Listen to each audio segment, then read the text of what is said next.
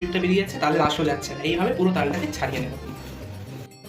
তালের পিউরিটা বের করে নিয়েছি। এবার এখানে দিয়ে দেবো হচ্ছে 150 গ্রাম পরিমাণে সুজি, আর তারপরে দিয়ে দেবো হচ্ছে সামান্য পরিমাণে মৌরি, তারপরে দিয়ে দেবো হচ্ছে সামান্য পরিমাণে নুন,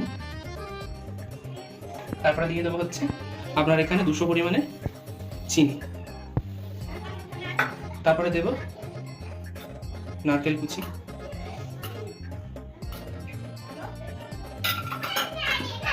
তারপরে দেবো হচ্ছে 2 বাটি ময়দা দিয়ে এটা ভালো করে মাখাতে হবে।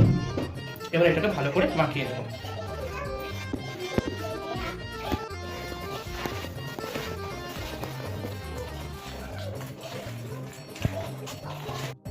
পনেরো থেকে 20 মিনিট ধরে ভালো করে সবকিছু মিশিয়ে নিয়েছি।